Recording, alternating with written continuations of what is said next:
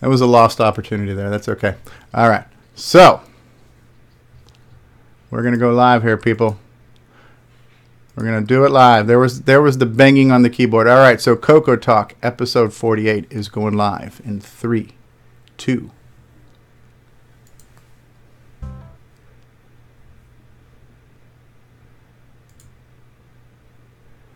All right. It's going live in 3, 2.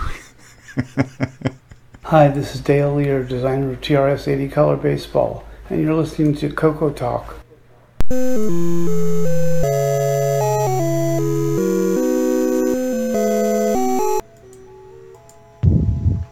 Oh, software is not coming through my headphones now. I screwed something up. There we go.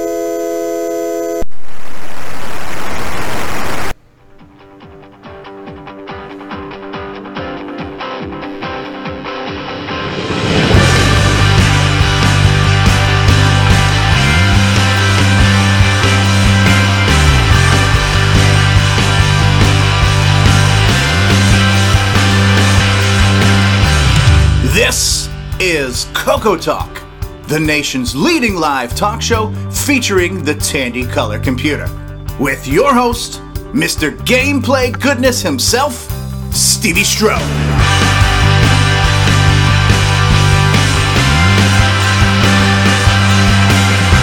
All right, welcome everybody to CoCo Talk, episode 48. We've got a jam-packed show for you here today, boys and girls.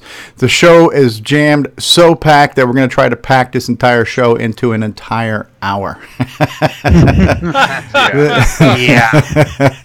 This is what's called Code Optimization 101 here. And so on the program today, all the way from down under in Arizona, we have from the guest bedroom, host of Ron's Garage, Ron Delvaux. How are you, Ron?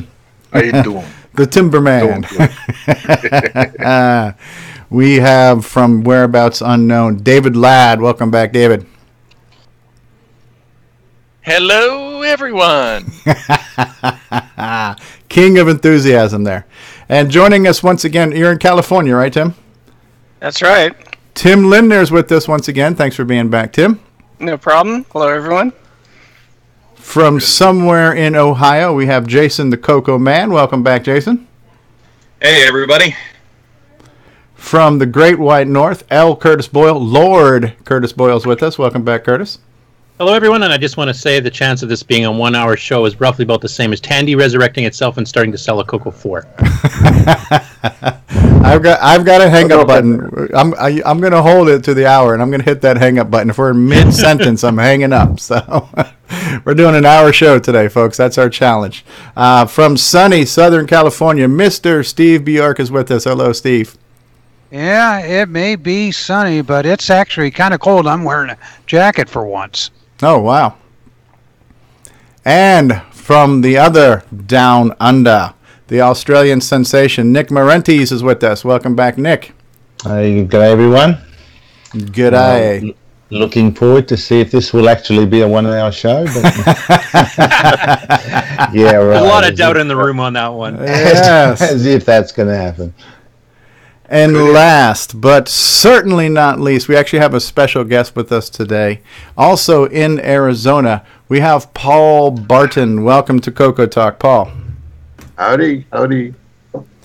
And since you are our guest of honor, and since there is a connection to both the history of color computer products and some members of the group here, some of which could almost be neighbors of yours. Yeah, almost. Would you like to tell us a little bit about the backstory and the origin of what got you in the color computer, some things you worked on, and then fast forward to today? Sure, you bet. At that time, I was working at Tektronix in Beaverton, Oregon, and I worked in tech labs, so that means you had a really open palette of what you could work on and new products for the company. And one of the things I looked at was I got a hold of the CoCo 3 ROMs, and I thought, gee, that'd be fun, because we already played with CoCo 2. In fact, in my junk pile, I still have a whole tube of SAM chips that have never been used. Brand new. So we were playing around with those, and I took a hand-wired CoCo 2 that I put together and ran the CoCo 3 ROMs on it after hand patching, hex code. I mean, you do it so much after a while, you can assemble with just by writing hex. Oh gosh, that's terrible. So I started playing around with one of those and working on it, and then I actually was able to get a CoCo 3. Started working on that. Meanwhile, the company I was working with in Tektronix, they closed Tech Labs, and I was working in a side group making 3D glasses and some 0.9-inch VGA heads-up displays. And we spun off and became New Vision 3D with the 3D specs, the wired 3D stereoscopic glasses for games like Quake, Duke Nukem, and a few others that were around. And while I was doing that, I kept investigating more stuff about what Disto was doing with the 2 megabyte stuff. And I got a hold of the schematics and looked at that and said, he's only using half of it. So I got a hold of the Lattice CPLD compiler, which they happily gave me a full box, and I started playing around with CPLDs and thought I could do this whole thing inside of one of these, control everything, auto refresh for the memory, and that was, and I hand wired the first one, which was kind of a mess. I got the 2 meg part working, and from there I just kept going. I thought, okay, let's add more. So I had to investigate what DRAM chips were internally and which ones I could use and which ones I couldn't. And from there on, I went to the 64, and then I decided to change it all to make an 8 of different architecture. And it all seemed to work, except for the 4 megahertz stuff. Some of it worked on some boards, and some of it I could turn it on, it would boot Nitros, and it worked great, but some boards wouldn't. Mine being one of them. Yeah, sorry about that. I made a single little patch board just for the processor and the 20, one of the CPLDs that would only do 4 megahertz, and I sent it off to a guy so he could play with it, and it had this little short lead so I could clip onto the outgoing gimme pin that was actually driving the crystal so I could have everything synchronous.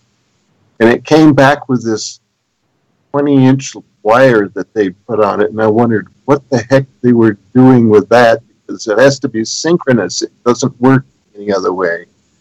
I don't know what they were doing, and he said he couldn't make it work, so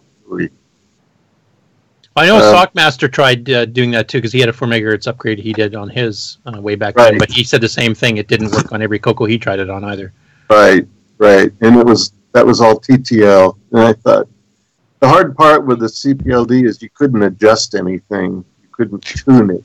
It was fixed cycles. And I think that was my problem. If I'd done it with a little bit of analog instead, I think it would have worked a lot better. It would have been user tunable. And currently, about 5 years ago, we moved to Arizona after being retired from a company called Expand, which is a Slovenian stereoscopic glasses company. They decided to take all their engineering back to Slovenia and left all the engineers up in the air. Thanks, guys. So here we are in Arizona because we wanted to be near some of the kids that are just a mile up the street and grandkids. And I started looking at things like, what can I do here? It doesn't seem to be as technical as where I came from in Portland, Oregon. I mean, you could go down and buy just about anything there. And here, it's more of a vacation town. So I started looking at muzzle loaders and how easy it was to make them and things like that. I thought I'd try that for a bit. Currently, I rebuild bicycles for the homeless out at one of the local centers where they come in and get food and stuff like that. So that's what I'm up to now. And thanks to Ron, who's now donated a whole pile of stuff so I can get back to work. Yeah, that's cool. We saw that posting on Facebook. Yeah, that's all I've got for now. So I do have one. Oh, sorry, go ahead, Steve. I was going to say, we're glad to have you. Okay, thank you. I've been going through all my old CDs of all the backups that I did of the ORCAD files for PCB layout and schematics, and all the lattice files that I saved with the binary files to program them. And I can read the schematics because I didn't do VHDL. I did everything in schematic form inside the CPLD. So I can look at those and recreate that stuff. But getting those old original chips, I don't think they make them anymore. Because they were 5-volt only. Now everything's 3.3. So that's a little disheartening, but we'll see what happens. I do have one question for you, Paul, because I know that your website that had all of your projects, IDZilla and NoCan 3 and all that stuff, was always called Only on Saturday Night. What is the reasoning behind that name? Where did that come from? Oh, people, I just thought it was a joke. It was like, when do you have company? Oh, only on Saturday night. No laughter there, so I guess it didn't work. Yeah, it was just a pun. Yeah, because I didn't know if you were implying that was the only time you had time to work on all this stuff, because if you did only work it on Saturday nights, you cranked out a hell of a lot of stuff. Yeah. Oh, no, it was a daily thing almost. And when I get obsessed with it, I just plow into it and tear it apart. I mean, I do a lot of reading. Data sheets are really fantastic stuff because it tells you everything about the chip and even the little side notes. When we were working with CoCo 2 at Tech, we took one of the schematics and said, we could make a controller. So we had one of the gals there lay out a whole circuit board. It was probably 1 foot by 8 inches. And it was a fully buffered CoCo 2 with all the ROM space you could ever want and all kinds of connectors. And it was an exact match.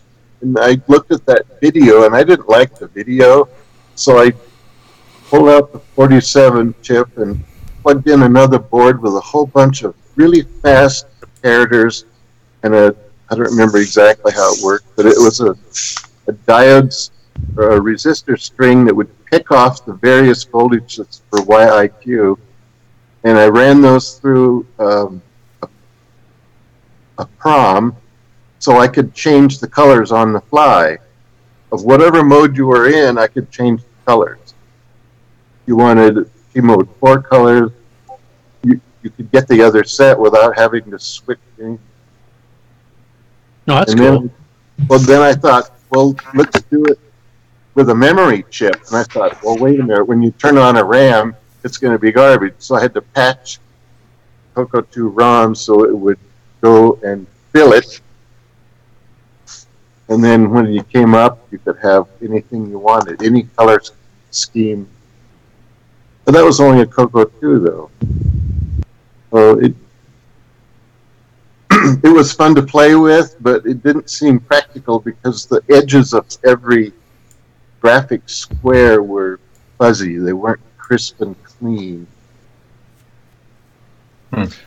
Steve? Yeah, Nick. I put a link to the CoCoTAK website in the talk there if you wanted to bring that up. Okay, did you put that in the Skype? In the Skype one, yeah. The GeoCities? Yeah. Okay, yeah, I see it. We'll take a look at that right now. I just thought while Paul's talking about it, you can enlarge a few pictures there. Okay, what are we looking at here? That's the NoCan 3, as you guys saw in my CoCo at the fest. Okay, so this looks like this for like old DIMMs, like old DIMM memory, right? Click on the picture, it'll give you just the picture of that. I am clicking on the picture. It didn't work.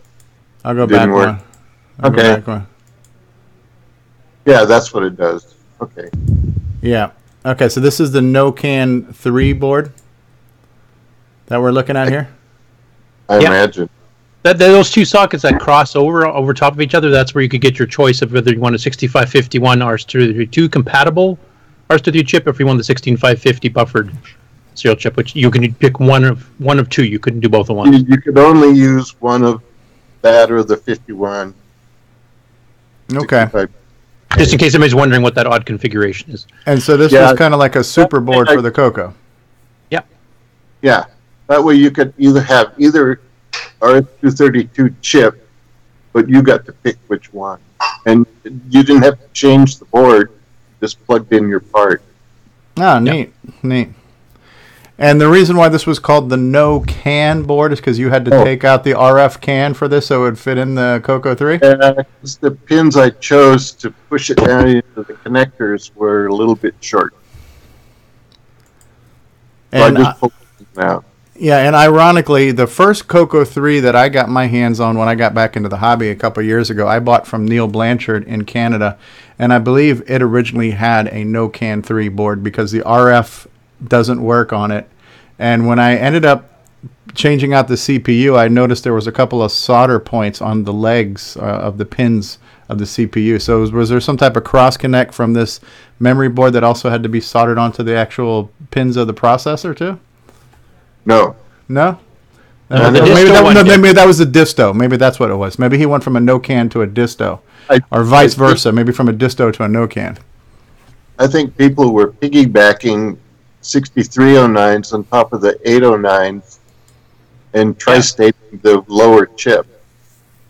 Yeah, there's some of that, and then also the disto 1 and 2 meg upgrades had their little DAT translator board that you had to solder those 40-pin connectors. Okay. And then that might have been what it was. I'm getting those two confused. There was a 3-wire cable that you had to hook up to HSBS and the driver's side of the gimme chip that drove the crystal.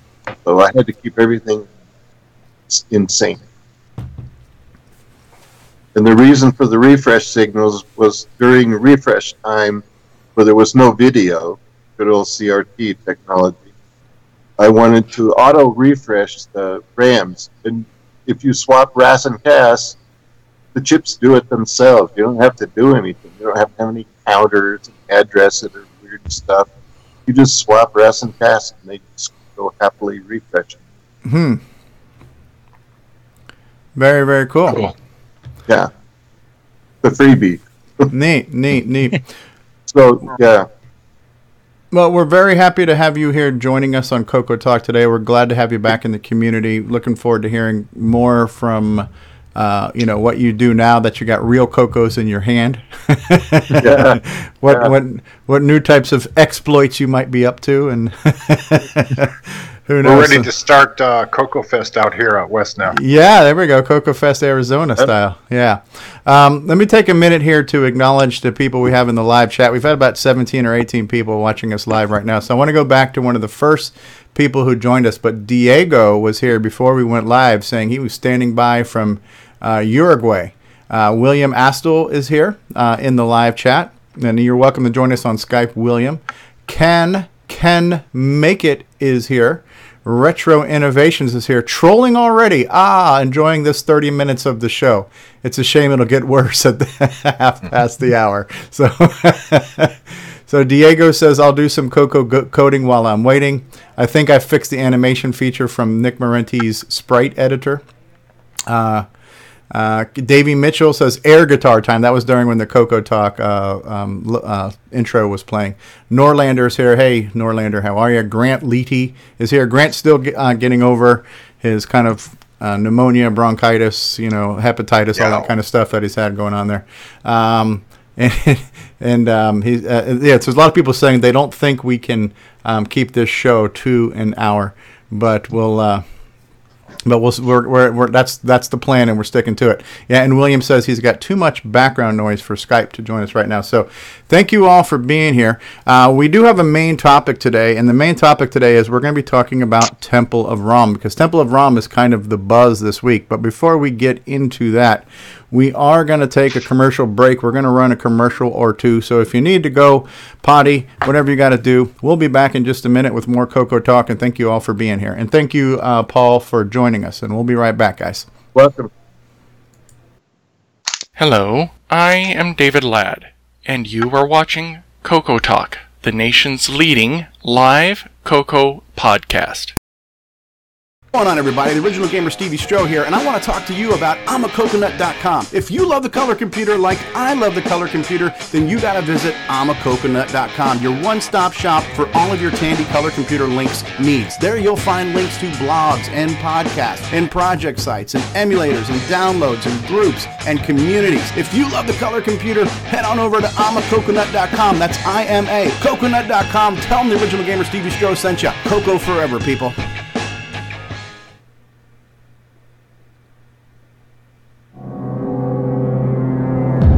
Only the bravest souls enter. Only the most cunning return. This will be the last commercial. We'll be right back. Defeat innumerable monsters to ransom the king's scepter, stolen by the evil wizard. Your sword, shield, and wits are your only allies. Pray you find a magical inn as your only respite in the forest of doom. For the Tandy color computer 1, 2, and 3. November 2017, if you dare.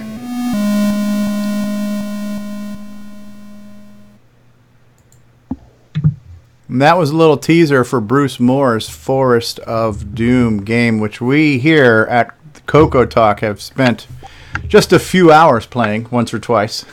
Fun game.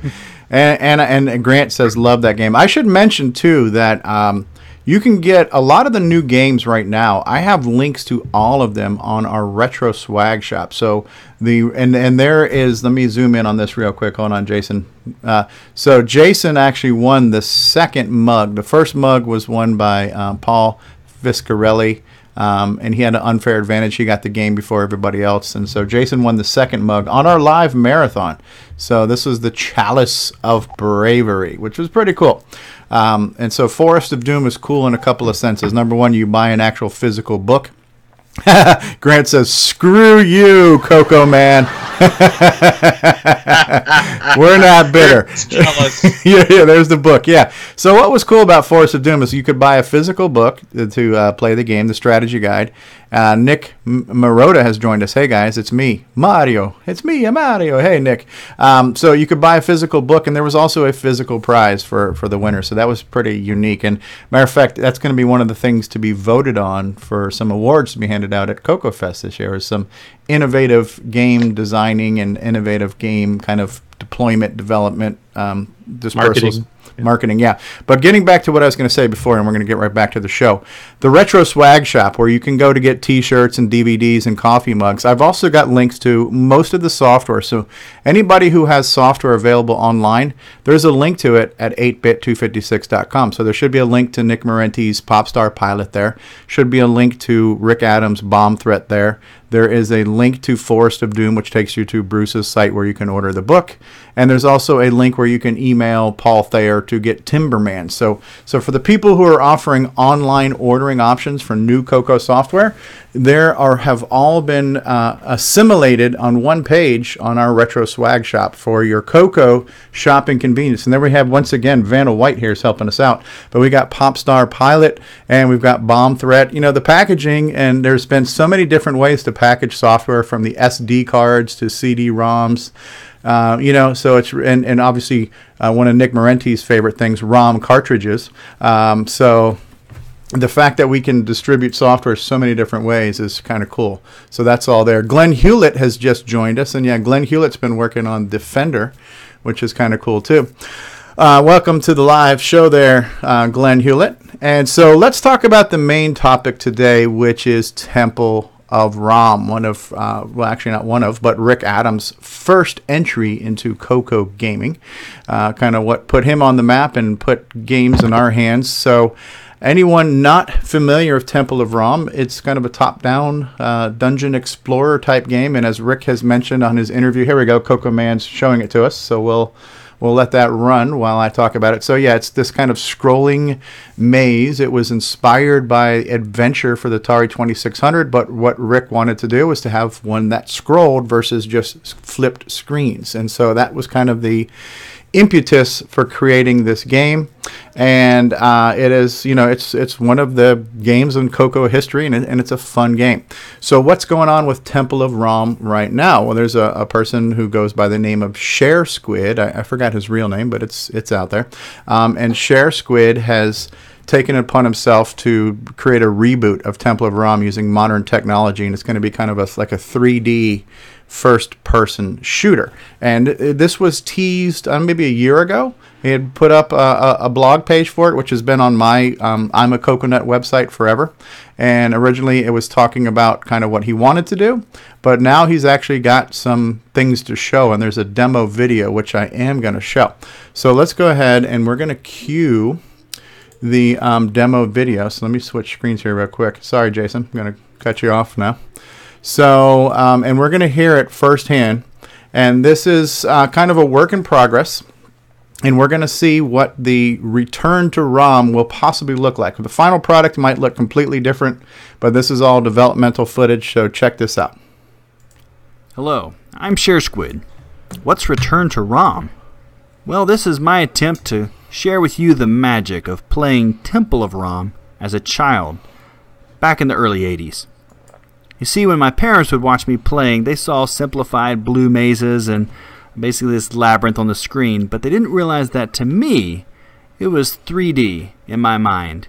It was just like watching Tron, or, the 3D that you would see on TV with blues and chrome and just shiny things, So that's what I'm trying to recreate, showing you what it looked like inside my head as a kid. So let's just jump right in.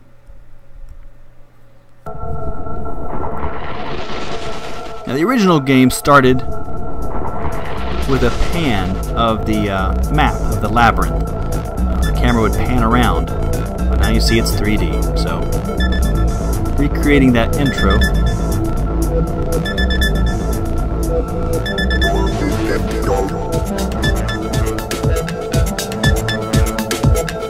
The rooms can independently go up and down.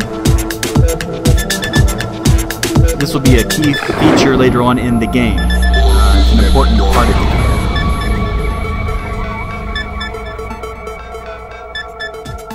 I determined the room size based on the width of the pixels. So a 35 pixel wide room would be 35 feet tall. And there's the color change.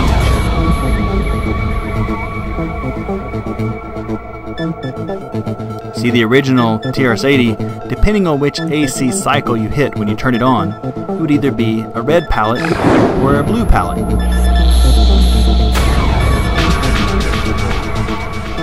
Color change is also going to be an important feature of the game.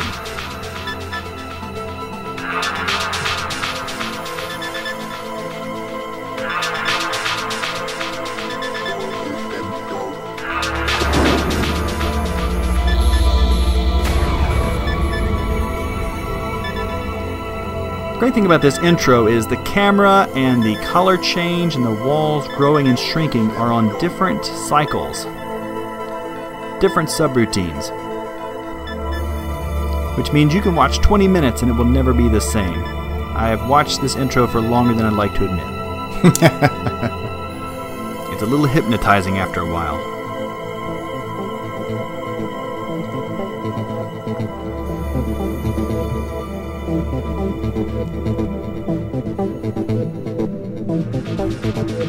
Alright, you ready to jump into the game? I'd say we get started. Let's go. 3, 2, and wiping.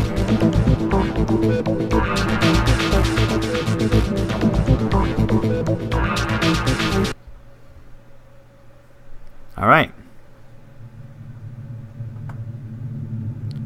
As you can see right now, the walls are down. You'll also notice in the bottom right corner, slightly covered up by the logo, is the original map, right? And I try to get the dimensions just the same as they would be on a TRS-80. I'm sorry, on CRT. And now, let's make the walls go up. How cool is that? This room is 35 feet tall. You'll see in the distance, there's one taller. Yep, that one's about 90 feet tall, I believe. I forget exactly off the top of my head. There's the teleporter. I'm going to try to move without making you sick. Unfortunately, to move the same speed as the original game, it's a little fast in first-person mode. So if you notice in the map, we're moving the right speed as the original game, but it's a little quick in real life. And these textures come from a circuit board from an original color computer, and that goes also for, I think this comes from the circuitry possibly for a cartridge. I'd have to look at it to be sure. I forgot which I used. That's the glass floor. And there's one of the icons you pick up. Of course, that will be a 3D object later on as well. Have tall rooms. Oh, and we can change the color at any time here to red. Back to blue. We can also make the walls go down.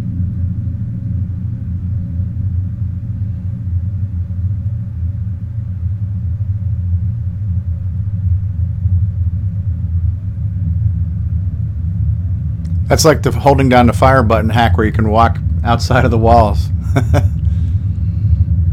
And back up.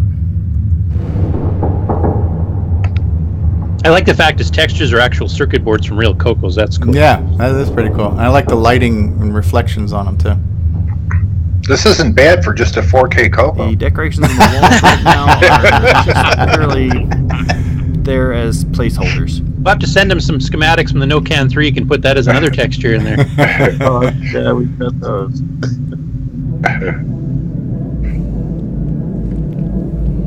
Alright, I have mapped out the entire game. However, I will have to save that for another video, probably. But this is kind of giving you an idea of what it's going to look like, ultimately. At least the direction I'm going in. It sounds the music's pretty a little scary. creepy at times. I think that kind of fits the mood when I was a kid. I didn't know when the bat was going to pop out. I have not created the giant creatures yet. Yeah, the environmental sounds and as you know, and kind of atmospheric add to it. In this room. Sounds like we're near a motherboard. Alright, I think that's enough for today. Tonight at least, and I'll stop here. So there you have it. I thought that video was pretty cool. So he posted that in the Facebook group this week, and I had asked for permission if we could show it, and he said yes, which I'm grateful for. He even mentioned that he's going to try to get me a playable demo at some point in time where we could show it off, but it's still kind of in development. It's a work in progress, but that is pretty impressive, if you ask me. I like the way it looks, and so let me do this. I am going to put in the live chat. I'm going to put a link to Share Squid's channel. So go to his channel, and I'm just going to put that out there right now in the YouTube live stream, and check that out because he's got another video where he talks about kind of how he's disassembling it in his mind as he's playing through the game and the things he likes about the game of Temple of ROM. And one of the things he did mention, which we were talking about before the show today, is that the way Temple of ROM scrolls is a little different than your typical scrolling game where you are always in the center of the screen and the whole world scrolls around you. With Temple of the ROM, you have to kind of like drag yourself off the edge, and as you walk to the edge of the screen, then it scrolls. So a lot of times you can literally walk into a room and almost walk into a monster and die. And it generated for him as a kid these things that the kids now these days call jump scares. So he had these like jump scare moments where he walked in and saw something and got scared. And so, and it's just kind of interesting hearing him dissect it, not only kind of mentally and technically, but kind of philosophically too, how he talks about his memories of playing the game. So they're really cool videos. And so the fact that Temple of ROM is now kind of getting these revival with a modern treatment is cool. But there's a few things that we want to add to that as well. And before I do, anybody want to chime in on what you saw there? Comments, feedback, anything like that? How did he get his name Squid? We'll have to ask him. David, how did you get Drencor? You know what I mean? It's just share Squid. One comment I'll make relating to the original Temple of ROM game, and which we were just talking about, where you walk to the edge of the screen, then you start scrolling. That was a really innovative way of having it so that if you were really walking the maze in 3D, like in real life, you wouldn't be able to see what's through a door to the next room. So that was a kind of way of simulating that while keeping it a 2D map. Because you wouldn't be able to see far in advance, everything that's coming up. Right. And the scrolling was very smooth. And you didn't notice a lot of tearing on the screen as the bits were being shifted and stuff. So it was a good software scroll that looked like a hardware scroll. Really nice. It was a cool game for the CoCo. It's a great it's a great page in the history book of CoCo games. So what else has happened? Oh, let me just address something here that Alan Huffman, apparently we've got more than one troll now. So Alan Huffman says, I'm at an off-Broadway music thing. It'll last 3 hours. I'll join for the second half of CoCo Talk when I'm done. Yeah, and so then Diego's, and when we're talking about circuit board textures, so Nick Marotta says, how about an MC10 circuit board or a dump of the ROM as a texture board would be nice. Yeah, Alan says he misses us. He's having a $12 Performing Arts drink, so it's almost like an After Dark. Yeah.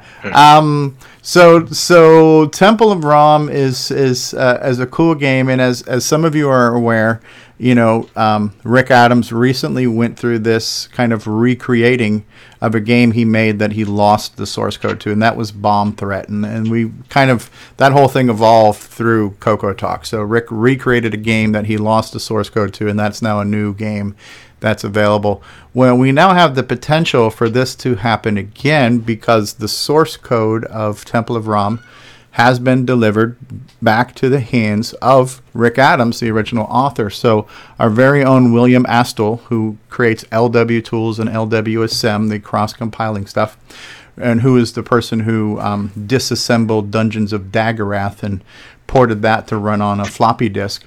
What's the term called? Decompiled or decoded? Disassembled, sorry, my bad. So he disassembled it and gave it to Rick, and Rick has it. And Rick is actually, let me see if I can pull up one of the pictures from Discord. But Rick actually started to mess around with some of the images. Where is that at? Is that an off topic, or did he put it in? Do you guys remember where Rick put some of those pictures in Discord? I don't know, but he changed. Is it in general? So the original text said something like, copyright Tandy Corporation. He changed it to say Dandy Corporation instead of all rights reserved. It says something like no rights deserved or something like that. So he's kind of had some fun with the text. Here we go. Here's one of the pictures which I'll switch over and show. And I have to let the CoCo cat out. I'll be right back. So yeah, so. Okay. Yeah, because the rights reverted back to Rick after a certain amount of time, which, Steve, was that a common thing with Tandy stuff, or was that only certain authors, or how did that work? Case-by-case basis. Okay. Because I think you'd mentioned before some of yours did, some didn't, or some, or maybe the ones with Datasoft didn't. Well, what happened was Tandy sold off all their technology rights and like that to a company, and eventually Samsung bought out the final. And what I did is I went to them and said, well, you own the license for distributing this stuff. You have to spend time defending my copyright. And oops, didn't know we had to do that. I said, well, you could end the licensing for the cost of $1. So all the rights from my stuff, Datasoft, are all now I own. Okay. Whereas Rick, it sounded like they reverted back to him in the contract with Tandy originally after a certain amount of time. So It depends on how you set up the contract. Right. I'll show one more thing, and because we have two things to add to this. So one of the things that our very own Jason, the Coco Man, had discovered with Temple of ROM is that apparently if you hit the clear key and the shift key and a few things like that, it will switch color palettes. And Rick Adams had mentioned he didn't recall putting in that code. And Steve, you mentioned that Tandy would sometimes give you guys the suggestion to do this. Yes. There's basically hitting reset allows you to shift that red-blue problem. Mm-hmm. But the other thing is if you hold down the enter key on most of the games, they'll go into a P mode 3 graphics mode instead of P mode 4. Okay. Oh, is that for the PAL market or? That's for the PAL market. Okay, and what this is beneficial to is so if you're trying to run a game that used the artifact colors on CoCo 3 with an RGB monitor that does not support artifacting, you now have a mode that you can then use the palette command to and hack the colors to get them to look like artifacts, right? And that's what you ended up doing, right, Jason? Right, exactly. That's exactly what I ended up doing. So, and then here's a picture of the code right here. That or is that different one? That's different code. That is code from a Sailor Man patch I found. Okay. It's kind of fuzzy, but I have the code here. But it's okay. So if you know how to change palettes using the CoCo 3 palette command. Okay, hold on. Let's make you big. I'll make you full screen there, Jason. Go ahead. Show that one again. Okay, yeah, a little fuzzy. Okay, so you are. So this is the Temple of ROM, where you basically set the screen to RGB. You load in is that 3 or 4 palette statements there, and then 4 palette statements. 4 palette statements. Load M Temple and exec. So this one was designed to work on the disk-based version of Temple of ROM. Right, and then you just have to hit the clear key when you start the game. That's all. Gotcha. Mm-hmm. Yeah, I was going to say, Stevie, before when you had him selected, no one on the YouTube could see it because you still had Discord selected at the time. Okay. So I have. You want to try that again? There we go. There we go. So there's the palette. So palette 4, 0, palette 7, 63. It looks like palette 5. I can't read the screen, so damn fuzzy. But yeah. So it's a handful of palette statements. Yeah. Yeah. The nice thing on the CoCo 3 is that available. Yeah. The nice thing on the CoCo 3 is you can change the palettes to something that wasn't the original artifact colors. So you can make some games actually look better than the originals. We've seen that with Puyan. I've done that with Lunar Rover Patrol and a few others too. Right. And we actually have with us now another special treat, but we have Mr. Jim Brain from Retro Innovations has joined us. How are you, Jim? Okay. Can you hear me? We can hear you. Yep. Okay. And the timing is good because we also have with us Mr. Paul Barton, the designer of the original no-can. You're the no-can board, right, Paul? I'm getting everything confused. You designed the original no-can board, right? Yes, that's correct. Right, and then Jim Brain is doing something that is similar to what the no-can had, at least in the compatibility side and the 8 megabyte side, right? That is correct.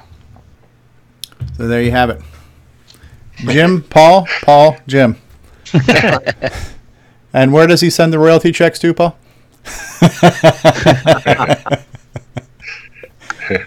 So Fountain Hills, Arizona. Yeah. You have any updates for us, Jim, on anything you're working on you want to share, or are you going to save things for CoCo Fest?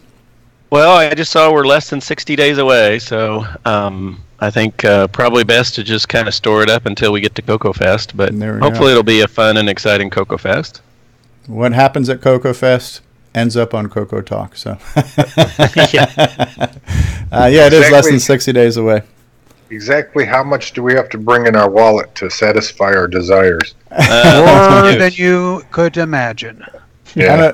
David, what are you asking this year? And speaking of time, we are now already 45 minutes into this guaranteed to be 1 hour episode of CoCo Talk by hook or by crook. Now, so let's talk about real quick. Let's switch over to looking at the Glenside Color Computer website. Glenside is the host of CoCo Fest. CoCo Fest is the reason why CoCo Talk originally got started, and we're coming up on a year of doing this insane show. And the website for Glenside is GlensideCCC, as in colorcomputerclub.com. And when you get there, then you can see the page for CoCo Fest. You're going to see the kind of history of CoCo Fest. When it started, you're going to see the information about CoCo Fest for this year, April 21st and 22nd at the Heron Point Convention Center. Touch the heron. And who's attending right now? This is a veritable who's who. Anybody who is anybody is going to be here this year. Rick Adams right now is confirmed as well, so that's going to be great. Jim Brain, Steve Bjork, William Astle. The list goes on. This is A-list talent here, which is really good. The event lineup looks like it probably hasn't changed too much. Let's just skim through this real quick. I don't need to go over what anybody else can pretty much just read themselves by going there. But we do have Mr. Steve Bjork scheduled to speak at 2 p.m. on Saturday. Topic to be announced, and I believe, Steve, you mentioned it's been about 10 years since you've been there, so it'll be nice to have you there, letting us all hear from a legend. The award ceremony is going on, and that's been kind of interesting how we vote on that. So this one here, just so you know, we've been talking about this today, and maybe we need to let the folks at Glenside know about this. So it does say right here that the dinner is on site, and it is $20. And if you've been there the past couple of years, it's a barbecue. It's great food. It's a great value, and we all get to stay under the same roof in the cafeteria there and stay together. But I don't think it's clear where to pay for this, because you can also pay for this via PayPal, which I discovered after I sent my exhibitor fee. So we might want to let them know to possibly add that to maybe the exhibitor fee, or make it clear somewhere where, here's the link to PayPal for stuff. Is that Saturday night? That is Saturday, evening around only on Saturday night. Yeah, only on Saturday because Sunday it ends. It was a pun. Because that's his website. That's Paul's site. Well, breakfast is free every day there. It's the breakfast. So the exhibitors, we have Glenside Computer Club, Brian Schubing, the Music Man, Cloud9, CoCo VGA, Brendan Donahue, Color Computer Store. Is that Carlos Camacho? Bruce Moore, Fusix is going to be there, Hawksoft, John Mark Mobley, John W. Linville, Lost Wizard Enterprises. There is William Astle himself, Mark D. Overholzer, Mike Rowan, Neil Blanchard, Nitrous 9 Ease of Use Project will be there. There's Jim Brain, Retro Innovations, looking very dapper. Richard Chrislip, Henry Reitveld, or as he calls himself, Reitveld, or Sent From My Phone, depending on if you get his email or not.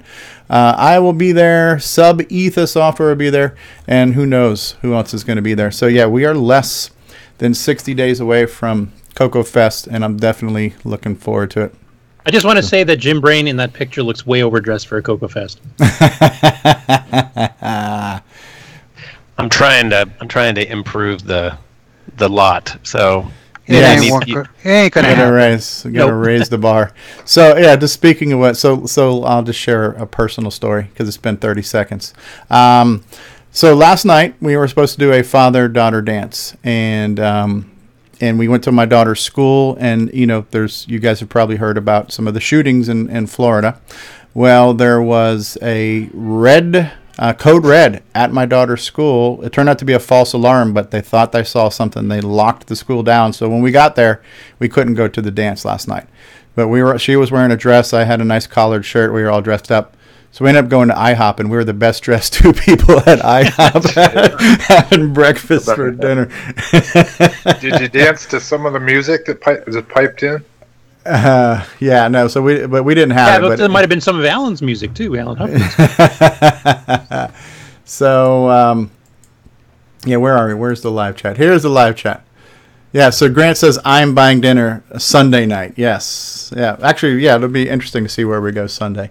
So there's our CoCo Fest wrap-up and this CoCo Fest review. Another thing that happened this week is the CoCo Crew podcast dropped. Are they on episode 33 now? Let's go to CoCoCrew.org. Okay. 33 with this pup. CoCoCrew.org. Let me switch over and show them off real quick.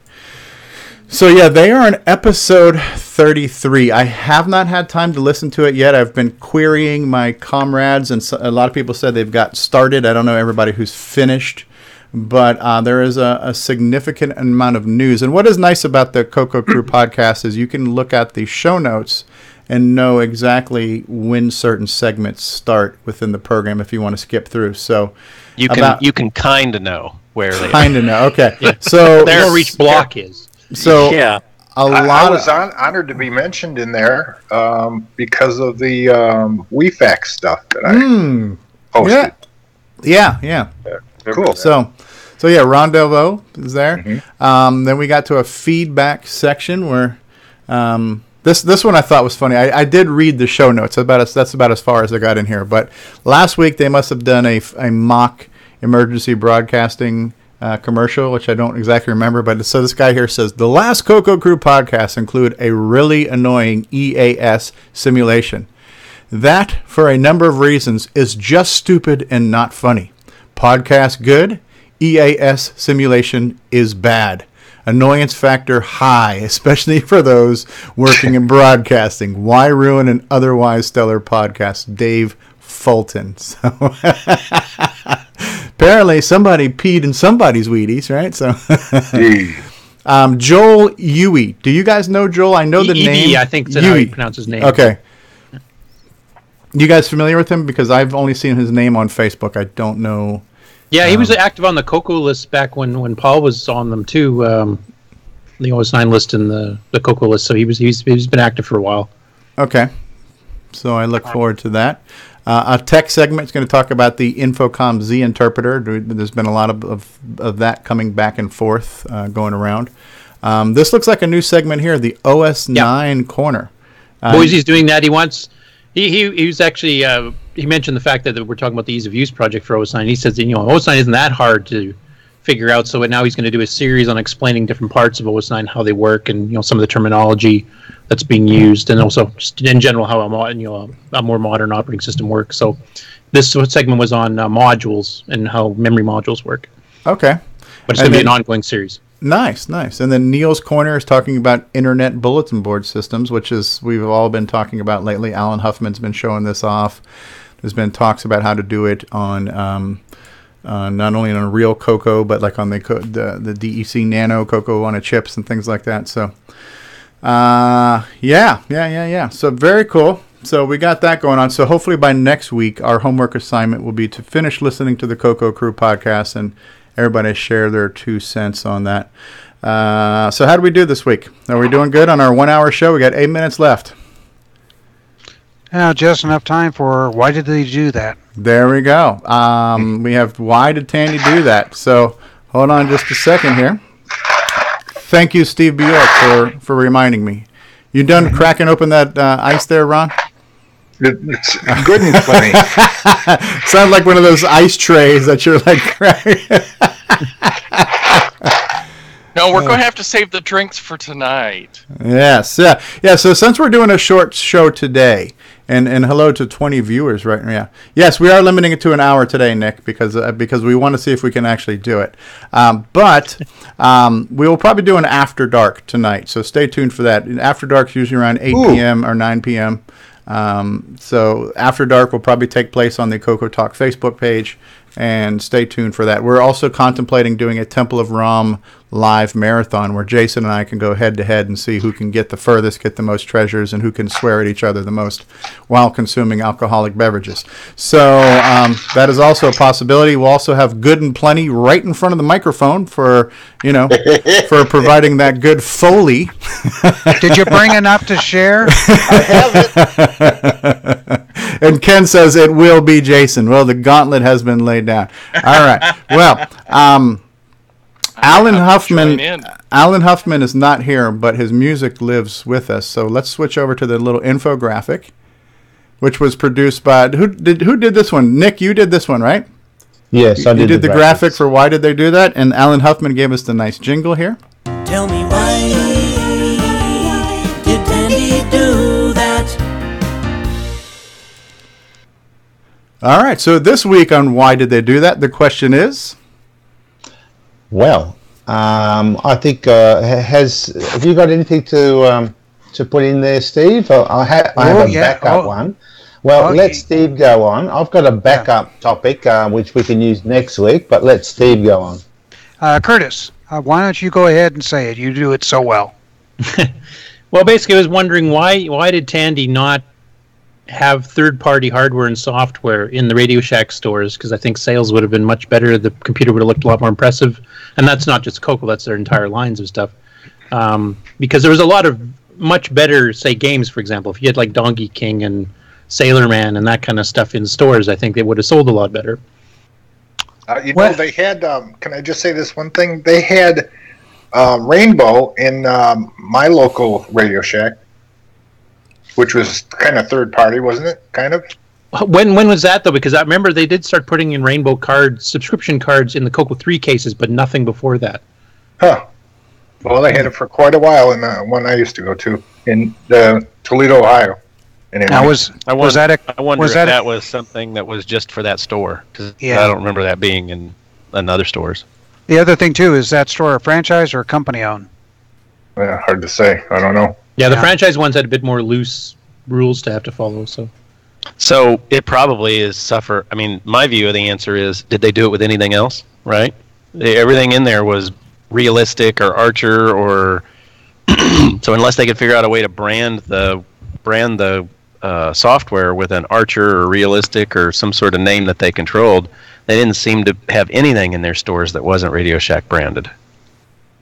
Well, I can give you a little bit of background on it. It's like, for example, Zaxxon, they didn't want to license it from they wanted to license and manufacture it, but no, we wanted to manufacture Zaxxon and then sell it to them as a final product.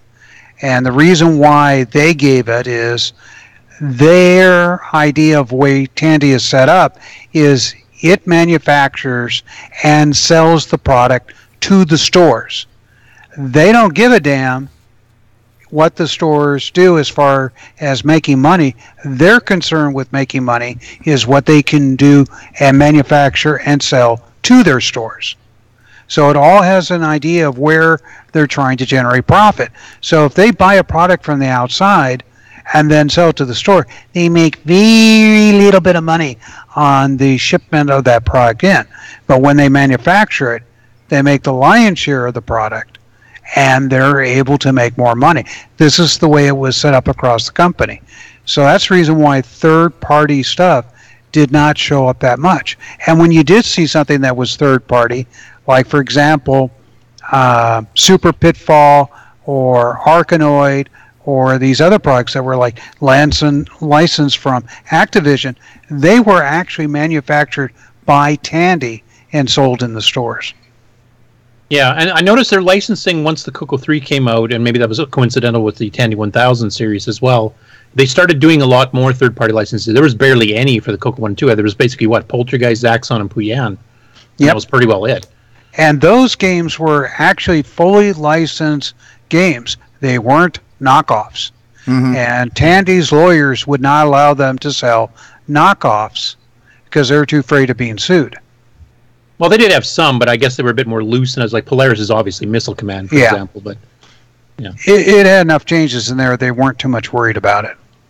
Yeah. And then the hardware side of things, like, I mean, it's particularly in the CoCo 3's phase of life. And they did start doing some of the stuff in the Express Order catalog, which wasn't widely advertised. You basically had to ask for it or know it existed. They would just have one sitting in the back room somewhere, and if you asked for it, you could see it. But I mean, they could have had like way cheaper hard drive controllers, and they could have no-halt floppy controllers and hardware expansions and all kinds of stuff. Just to 1 and 2 meg upgrades, whatever. That was another thing I kind of wish they had done too. And they did loosen up at the tail end of the CoCo 3's life, which I think had more to do with the Tandy 1000 because they were starting to resell a lot of third-party software for that. So they obviously must have changed their minds on the whole situation. But they didn't change it all the way before it was too late. No. And the CoCo's margins were very small. So compared to the Tandy 1000, I mean, you know, if you had a word processing program, you could get hundreds of dollars for it. Where the most expensive program that existed for the color computer was OS9, an operating system. Yeah, I mean, third party, you could have got, like, what was it, The Word and CoCo Max 3, I think they sold as a bundle. Not through Radio Shack, at least not that I'm aware of. But the original manufacturer sold as a bundle for $79, which was the same price as OS9. But that was pretty rare. The other thing, too, is the fact that since Tandy had all the stores, they owned the marketing system and like that, when third parties would come in and try and sell them the product, they were surprised how little money they're going to make off the deal. And, of course, then those people didn't want to get involved. I mean, that's exactly what happened with Zaxxon.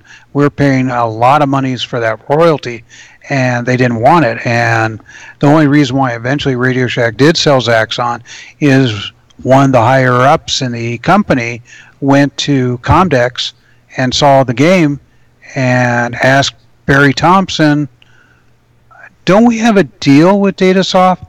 Why don't we have Zaxxon? Why don't we have this game? And he basically got pulled over the coals for not getting the program. So he was forced into buying it from us at the price we wanted. But a lot of people weren't in that shape in the third-party industry. I know you said that the CoCo did not make a lot of, maybe it's not as much profit on the hardware, but didn't Radio Shack have this model where they knew what their profit was, and weren't they always shooting for about 40% on things? Like they set the cost and you had to engineer it lower than that cost to keep the profit margins and stuff like that? Oh, the profit margin was higher than 40%. Okay. So, of course, we can look back at a million things that coulda, shoulda, woulda happened. But had they had, and just pick any game because there were lots of great third-party titles, if they were able to show off some of this other software, even if they didn't make the profit as much on the software sales, if it had been something to drive more CoCo sales, they still would have benefited from that, don't you think? Yes, that was my point. Yeah. You know? So, yeah, and the third party would have benefited too, because when you're able to sell through the Radio Shack store, Zaxxon sold pretty good, right? But right. it improved by a factor of 10 or 20 times when we put it in the Radio Shack stores. Yeah. Right. Because the big thing with the CoCo is that nobody, if you bought a CoCo at Radio Shack and you didn't get involved with the community in any way, didn't meet other people that had it, you had no idea that any of these third parties existed. You didn't know about Rainbow Magazine. You didn't know about Tom Mix. You didn't know about a Spectral Associates. None of this stuff. All you knew was Radio Shack, and that's what most people I knew until I wandered into Radio Shack store and saw somebody buying one. I said, oh, by the way, there's 4 or 5 magazines dedicated to it. There's a ton of third-party software and hardware you can get besides what's in Radio Shack. Most people just knew what Radio Shack had. Another thing our Radio Shack did was they put flyers out, stacks of them, that had the Color Computer Club meeting. That was the other area. I was just going to bring that up, is the color computer clubs were pretty popular. There was a lot of them that we had here in Southern California, which is unusual because at that time, most of the clubs were around Apple. And yeah, it definitely promoted the machine and like that. It also promoted piracy. Yeah, unfortunately. Yeah.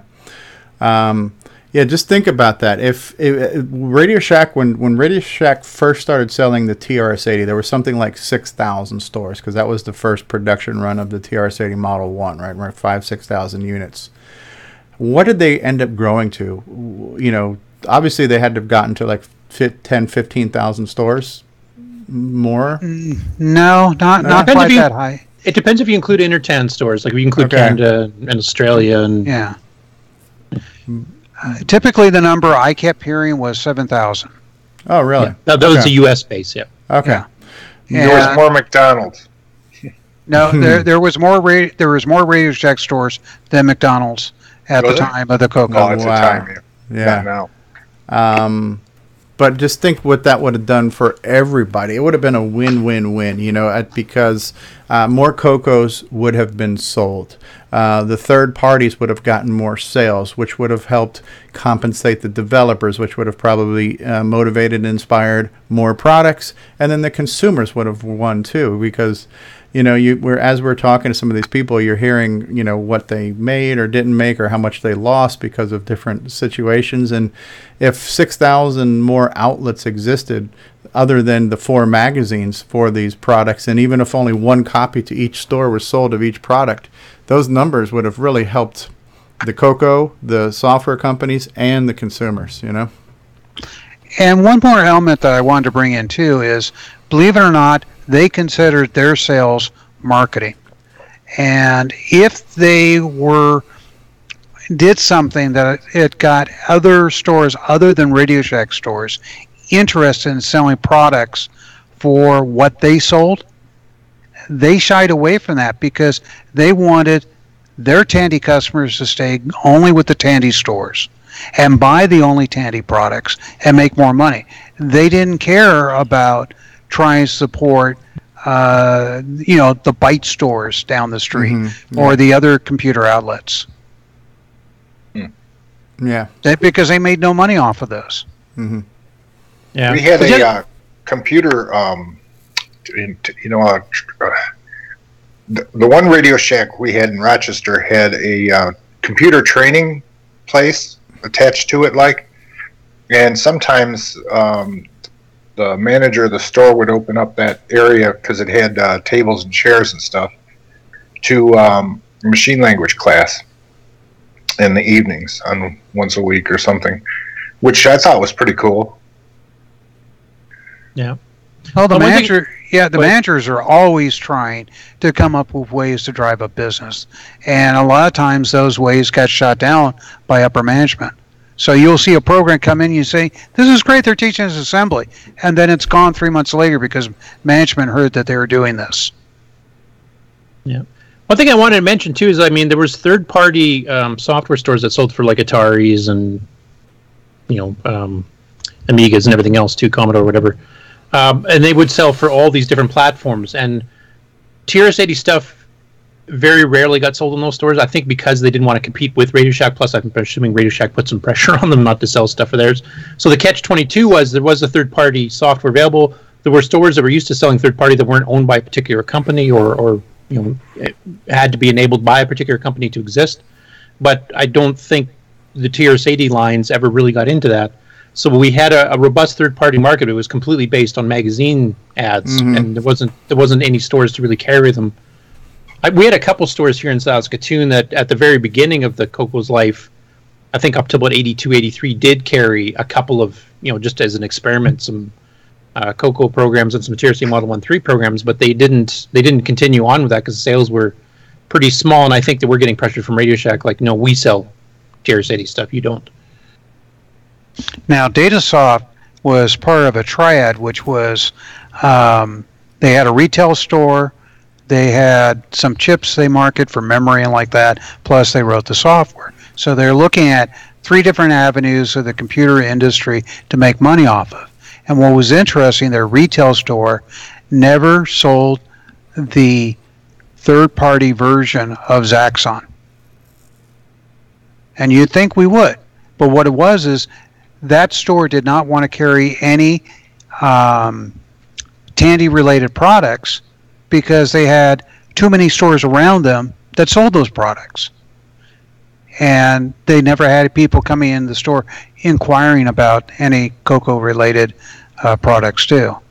So you would think we would at least carry the Zaxxon in there, but we never did. I remember a bit of a missed opportunity. I do remember some of those third-party stores in Miami where I grew up, and I did get a few CoCo products. I think we had bought the Galagon. I think I had bought Galagon and a third-party one in the Ziploc bag, and I do also remember buying another program that was disc to tape and tape to disc, so it would help you relocate things that didn't work once you bought a disc controller. It was like a third-party utility for that. And then somewhere else completely, and there was no internet, but I had found a place that did hardware modifications, because when I had my big white CoCo 1, the full-size 64K CoCo 1, I had gotten that modified with a composite mod. So they did something to the chip where the little RCA jacks were coming out the back of the CoCo and stuff. And so we had found places that did it. How I found them, I don't know. But, we found them, and there were a few that did exist, luckily. And luckily I found out about the Rainbow and clubs. So I did know about the ecosystem of the CoCo. I consider myself fortunate for that. But yeah, another missed opportunity. One thing Tandy did do raise when the CoCo 3 came out, they did put in the subscription card for Rainbow. Because otherwise they just pushed TR City Microcomputer News, which covered all their computers, was only 40 pages long. So you got maybe 1 or 2 articles on the CoCo once in a while type thing. So it didn't really help. Yeah. But they did put that in there, and I think that probably helped drive some third-party stuff. But a lot of people back then, you wanted to try before you buy. So you're not going to order something from a magazine just seeing a screenshot of it. Especially if you've been burned, you get one that has a really nice screenshot and plays like crap. So a lot of people did not partake into the mail order stuff. I mean, if you attended fests and stuff and got to try it there, that's a different story. But that's a very small part of the market. And I think it would have really helped having even just demos in the stores, and that you could order express order afterwards. Like I can understand not wanting to stock all the stuff because there was tons of stuff, but it would have been nice if they had at least had demos of some of the third-party stuff in stores to show. You know what this is a great segue for? We should run Bruce Moore's clip for CoCo Forever, because this deals with that very question. So hold on, let me run that real quick, and we'll be right back, because that just got me thinking about it. I could go back in time, join Tandy Corporation, and change the course of history. CoCo Forever. How does it feel? I'm still believing.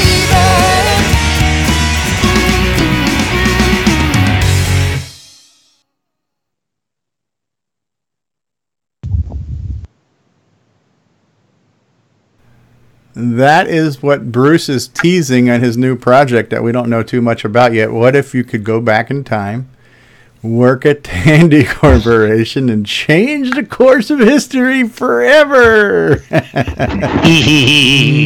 I know a few things. But one thing I do want to say is for today, for somebody that's getting back into the CoCo, it's so much easier to find out about products, to order products, and make sure the products are going to be the quality that you expect them to be. Because let's put it this way. If somebody comes out with a product, there's going to be a lot of opinions out there on the web of how trashy it is if it's trashy. Right. Yeah, the web's a huge gain for everybody here. Back in the day, in Rochester, you guys heard of Microcom? Oh yeah, they advertised Power, etc. Rainbow, yeah. They had a little hole in the wall, and I went in there one day because I was reading in Rainbow and saw that they were in Pittsburgh or somewhere in Rochester. So I walked in one day, and then I met Sam. He's I think he's from India or something. Yeah. So we talked for a while.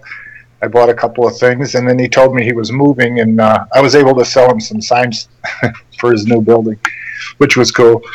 But he had all kinds of the software. I think him and his son wrote it, and it was all in those packages on the wall on hooks, And when you walk in there, it was like, wow, it's just like seeing the ad in Rainbow go live on in his store, Yeah, and Microcom actually sold third-party stuff too. Like they had their own software and stuff too, but they also resold. So you would probably had a pretty good, cross section of stuff there. Yeah. Kelly Software Distributors in Edmonton did that here in Canada. They resold stuff on behalf of Spectral and a bunch of other companies too, and they've had their own little catalog. I think they even might have helped sponsor the Canadian Color magazine when it was still around.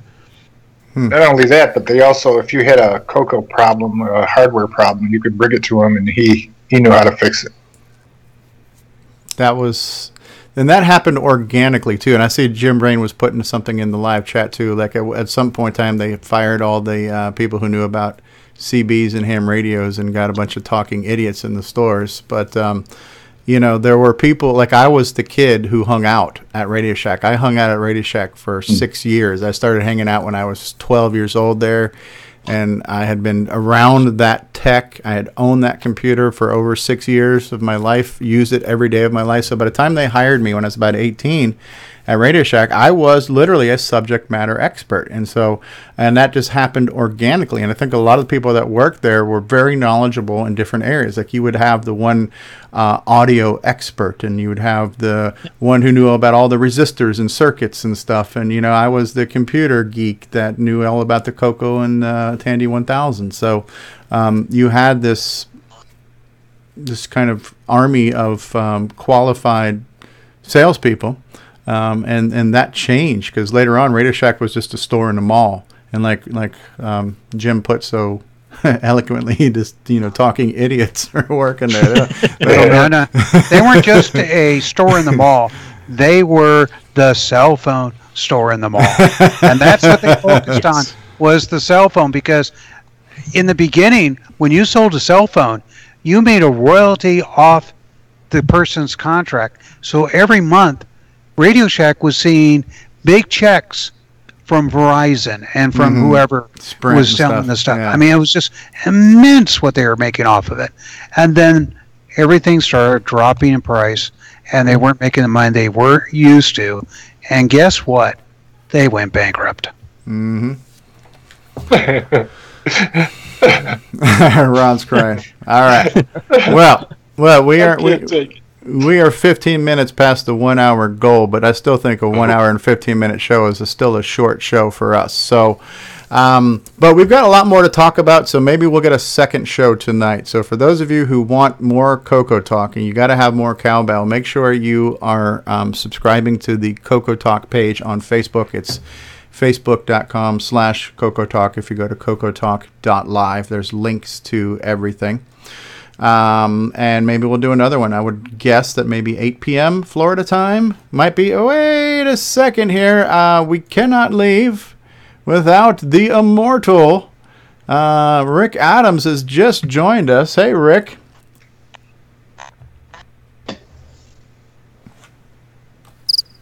Are you sure he joined us? Will the real Rick Adams please stand up? So, Rick, are you muted? 2 hours. Here we come. Yes. All right. So we'll pick this up tonight. So probably 8 p.m.-ish will be another CoCo Talk After Dark where we'll talk about more things. But I am going to get back to my family and other things. So I want to thank everybody who was on the panel today. Tim Lindner is no longer with us, at least on the call. He still lives. Ron Delvaux was here. David Ladd, Sir David Ladd, Lord Curtis Boyle, the troll guru to the stars, Jim Brain of Retro Innovations here was with us. Rick Adams, or someone who looks similar to him, stopped by. Jason the Coco Man, Steve Bjork, Nick Marentes, and our very special guest, Paul Barton, were all here in the live chat. Nick Marota is here. Ken Make It, Retro Innovations, Coco Man, Grant Leighty, who's recovering from hepatitis R or L or MNOP or something like that. He's got a bronchitis, pneumonia, one of those things, right? Grant's out there. Norlander was here. Hey, Norlander. Nick Marota. Extrictus Productions. That sounds like a Harry Potter spell. Expelliarmus. But yeah, Extrictus Productions. That's our good friend Brian Joyce in Australia, who's Nick's neighbor. Curtis Boyle was out there. Nick Marota, Grant Leighty, Coco Man, William Astle was here. Tom C was here. Steve Bjork was in the chat. Norlander, Davey Mitchell in the UK was here, and our good friend in Uruguay, Diego, was with us, among a few. So thank you all who tuned in live. There's 21 people watching us right now. So I'll just say this, if you like CoCo Talk, the website is CoCoTalk.live for more information about our show. 8bit256.com is the retro swag shop where you can get t-shirts, coffee mugs, you can get software. All the modern software is there.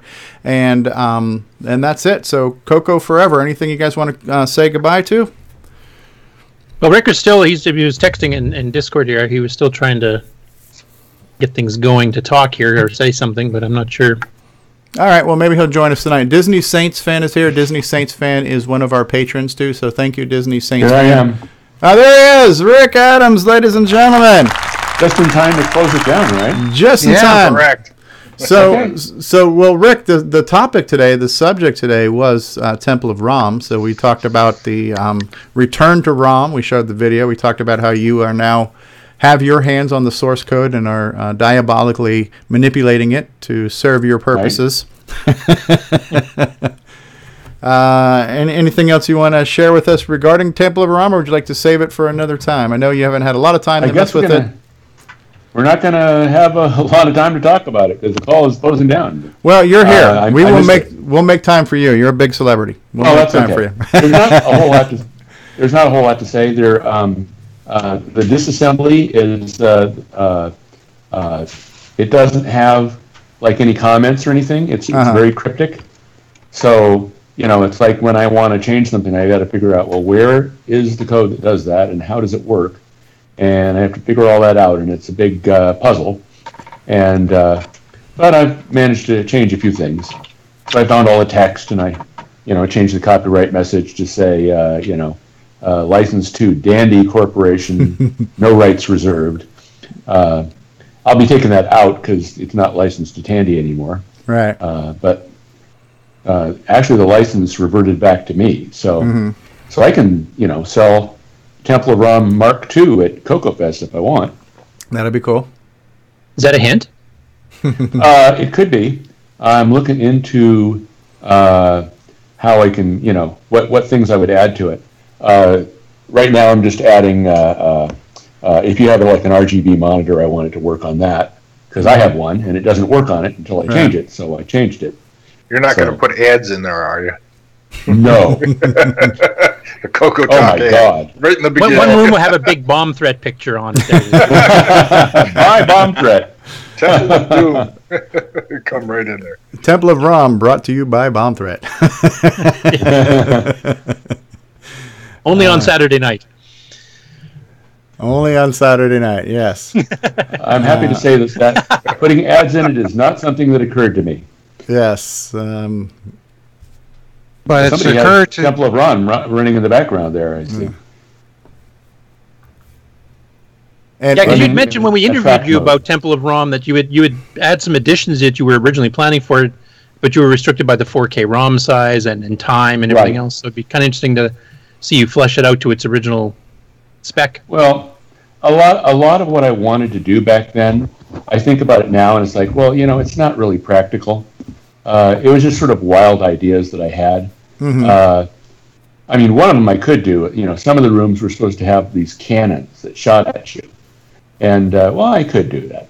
Well, I'm not real enthused about that idea. The idea of having a full working animated Space Invaders game in one room for you to navigate through without being killed, that's a great idea, but that's a lot of work. I don't know if I want to do that. Cheap Canadian labor. Yeah, William Aspel already disassembled. He's Canadian. He can finish that part for you. Maybe you could do something with an anode and cathode thing where we get a little shock if we go in the wrong place or something. Down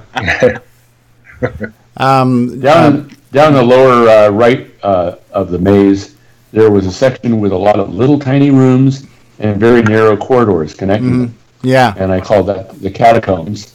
And the original idea was that if you touched the wall, you'd die in that area. So it made it to make it really, really hard. And then I put some like really high scoring treasures in there to make it worth your while. But the code that made you die if you touched the walls never worked. And I don't think that I ever took it out. I just sort of assumed it wouldn't work. So I always lived. So you let it hang. I always had this fear that suddenly the code would start to work, and then everybody would be all mad at me because the game was like, "Oh, it's impossible now." So it might be fun to go in there and find that code and see where it was and what it looks like and why it didn't work. But don't make it work. I don't think that'd be a good idea. Right. I think one thing that would be kind of cool would be like that Indiana Jones where you go down the hallway and like darts start shooting out at the wall and you have to kind of like make your way through all of those type things. Right. That'd be kind of a cool, like booby traps and stuff. Booby traps, yeah. Cool stuff. Run from the giant boulder. Yes, yes. Yep. So Brian Joyce says, I just bought a Temple of ROM cartridge on eBay from Ian Maverick. I might have to get it signed. Yeah, that would be good. Yep. Now, one question for you, Rick. If you're not planning on doing too much modifications to Temple of ROM yourself, and you just kind of want to recover the code to see what you did back then, is that something you'd want to like open source to the community and see if anybody else wants to do any extensions to it? Not that I'm volunteering, but if somebody does want to. Right. Well, that is something that I'm sort of talking over with people. I tend to be a real loose, let 1,000 flowers bloom kind of person, you know. And there's a lot of this game has been popular over the years, and a lot of people in the color computer community would like to take a look at the source code and like to monkey around with it. And I'm not all that adverse to that. Have you heard of the Dream Team that want to have a coalition of some programmers make a game?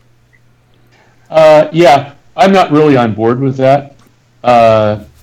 When I make a game, it's basically because I want to do it because it's fun. So if more people come in, then that sort of divides up the fun. So that's why I did it in the first place. So, but the idea of it's like here we have all the source, and a number of people want to look at it, and they want to figure out how I did things, and they want to annotate the source and put comments in and stuff like that. I'm like, well, I don't know, why can't we have a lot of people doing that? It's like, well, what am I afraid of? It's like, well, anybody that has the disassembly at this point can build their own copy of Temple of ROM, and they could make modifications to it. But nobody's going to do that, add some features, and start selling it because that would just be too much of an a-hole. Yeah. Yeah. One thing I suspect that might happen now that the code has been released, because it uses one of the lower res artifacting modes, right? Like 128 by 96 or something? Yes, it does. Is that it could be ported to the MC10. I'm actually not joking on that one. I mean, we've seen, Space Assault ported over in a few other games too, so it definitely is doable. That graphics mode would work.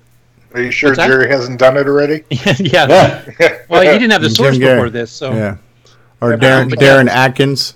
Yeah. Yeah, like somebody could port it over. It's a perfect fit for an MC10, except for the lack of joystick. So John Day, I gave the source to him, and I gave it to David Ladd because he expressed an interest in it. So I've sent it out to those two people, and we don't know. I don't know what will happen from here. So John Day, is that the guy who's doing Return to ROM?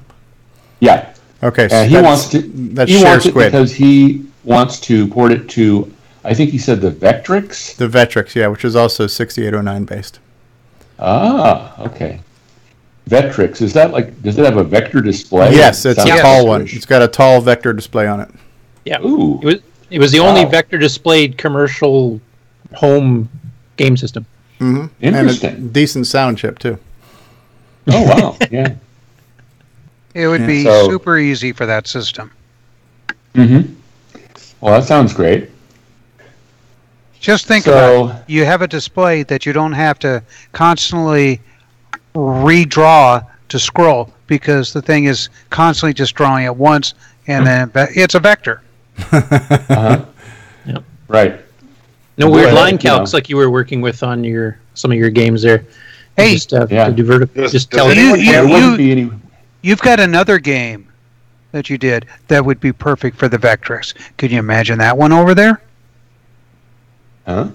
Which one? Bomb Thread? Which one would?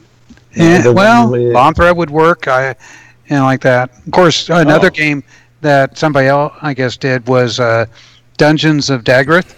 Ooh, yeah. No, that would work. Yeah, that would. Temple of ROM is very Vectrix-like because it's all just lines, and it's even just vertical and horizontal lines. It's no diagonal lines. Yeah. And don't forget an OS 9 really version. Easy. What was that, Nick? And don't forget there could be an OS 9 version even. Yeah. Literally could be. Ease of use. Yeah. Temple of ROM actually isn't all that heavy duty of a game. I mean, you could do like a browser version, really. I don't know if I'm up for that, but okay. Does anyone have a Vectrix that we could look at, or whatever you call it? I have. Anyone? I have a Vectrix. Yeah, All right. me too. What's it look like? Is it posted on the... Go to Google, type Yeah, in Vectrex, and Yeah. you can see. Yeah. All right. if only we had a search engine by which Yes. we could find out these sorts of things. All right. Well, we have a few people now too saying that the stream's starting to get a little patchy, which I don't know why. But okay, I think this is now a good time to probably end for now because we got Rick to chime in on Temple of ROM, which is good, which was the topic today. So we kind of bookended that all together. And so yeah, I do see people saying the stream is breaking up and stopping and restarting. So we will go ahead and end this episode of CoCo Talk. Episode 48 of CoCo Talk was actually called Temple of ROM Talk. And we're very glad that Rick Adams was finally able to join us and help us, close out the show. And this will not be the last time, hopefully, that we'll be talking about Temple of ROM, because I'm hoping these projects will continue to move forward with both the return to ROM and now Rick Adams having his own source code. We look forward to seeing what the original author does with it and all that good stuff. So we're going to end the show. Anybody else now want to say goodbye? Any closing thoughts? Paul Barton, thanks for being here. Nick Marentes, thanks for being here. Bye, everyone. Steve Bjork, thank you for being here. My pleasure. Jason the Coco Man. CoCoMan.org. And Rick Adams, thank you for being here. Jim Brain from Retro Innovations, thanks for being here. Lord Curtis Boyle.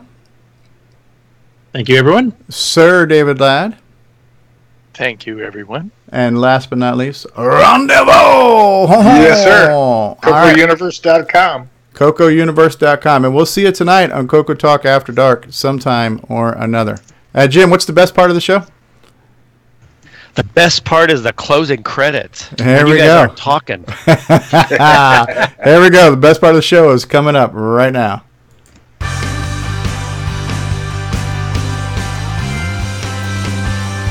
Thank you for watching CoCo Talk, the world's leading live talk show featuring the Tandy color computer. For all things CoCo Talk, visit us on the web at CoCoTalk.live. We'd love to hear from you. Send feedback, suggestions, even segments via email to CoCoTalk@CoCoTalk.live. If you love the color computer like we do, then visit I'mACoconut.com for all your color computer needs.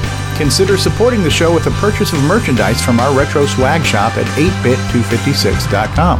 If you'd like to become a patron of the show, then visit our Patreon site at patreon.com/OGStevieStro. CoCo Talk would not exist without the community and its cast and crew. Thanks go to Curtis Boyle, David Ladd, Mark Overholzer, Grant Leighty, Bruce Moore, Rick Adams, Rom Delvaux, Richard Lorbieski, Jim Brain, Nick Marentes, Karen Anscombe, Simon Jonason, Wayne Campbell, Steve Batson, Brian Joyce, John Strong, and Barry Nelson. Special thanks to Steve Bjork for production suggestions and Brian Joyce for our Best of 2017 episode. Please help support the CoCo community by visiting some of its contributors. The CoCo Crew podcast at CoCoCrew.org. Glenside Color Computer Club, host of CoCo Fest at GlensideCCC.com. Jim Brain and Retro Innovations at go4retro.com. Tandy Assembly at TandyAssembly.com. Cloud9 Technologies at cloud9tech.com. Boyson Technologies at BOYSONtech.com.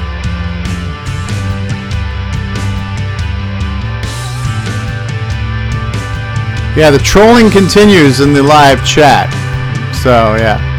Give us money. Useless thanks. Vanity callouts. It's Steve's ego. He has to hear his voice every 30 seconds. More vanity callouts. Yeah.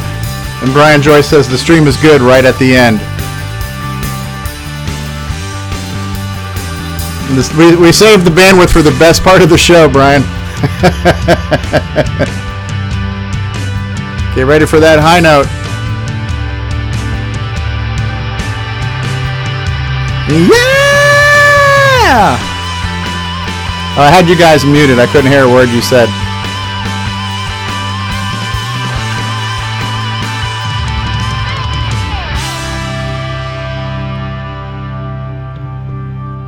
Steve. Yes. Bjork. We just have to do it like Marvel and put extra credit or extra trailers and stuff at the end of the credits so that people stay watching through the whole thing. Yeah, we need a mid-credit scene and a post-credit scene.